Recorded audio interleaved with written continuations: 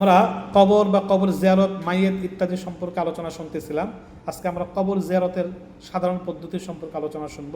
প্রথমে সালাম করা, আসসালামু আলাইকুম ইয়া আহলাল কবুর ইয়াগফিরুল্লাহু লানা ওয়া লাকুম আনতুম সালাফুনা ওয়া নাহনু বিল আসাদ, সালাম প্রদান করা। যাই হোক, তারপরে সম্ভব হলে সূরা ইয়াসিন তেলাওয়াত করবে বা কমপক্ষে সূরা ফাতিহা একবার, কমপক্ষে প্রত্যেকটা 3 বার, ছোটো ছোটো সূরা 3 বার পাঠ করলে ভালো। সূরা ইখলাস 3 বার, দরুদ শরীফ 11 বার, মাইয়াতের জন্য সওয়াব রিসানি করা, সূরা তাকাসুর পড়া ইত্যাদি আপনি যা জানেন তাই দিয়ে জিয়ারত করতে পারবেন। যদি ওই অবস্থায় পূর্বমুখী হয়ে দোয়া করে তা হলে হাত তুলবে না। পূর্বমুখী হয়ে যদি দোয়া করেন হাত তোলার প্রয়োজন নাই। আর যদি কেবলামুখী হয়ে দোয়া করেন তাহলে হাত তুলে দোয়া করবেন।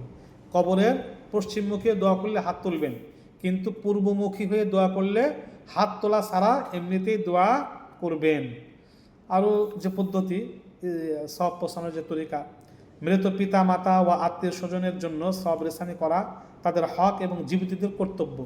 জীবিতগণ মৃত পিতা মাতা ও আত্মীয়দের ব্যাপারে যতটুকু করবে, মৃত্যুর পর তারা জীবিত আত্মীয় স্বজন থেকে তদ্রূপ আচরণই পাবে। মহানবী সাল্লাল্লাহু আলাইহি ওয়াসাল্লাম ইরশাদ করেন, মানুষকে যখন কবরে দাফন করা হয় তখন তার অবস্থা ডুবন্ত মানুষের ন্যায় হয়ে যায়।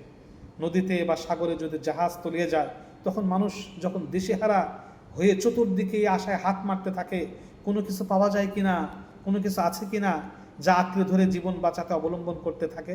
মায়েতেরও সেই অবস্থা হয় এবং সে জীবিতদের সওয়াব রেসানের অপেক্ষা করতে থাকে।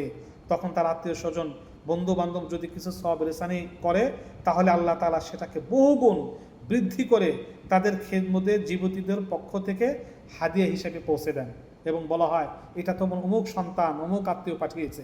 আরও অনেক গুণ বৃদ্ধি করে তার প্রতিদান দেওয়া হয়। পরবর্তী ভিডিও।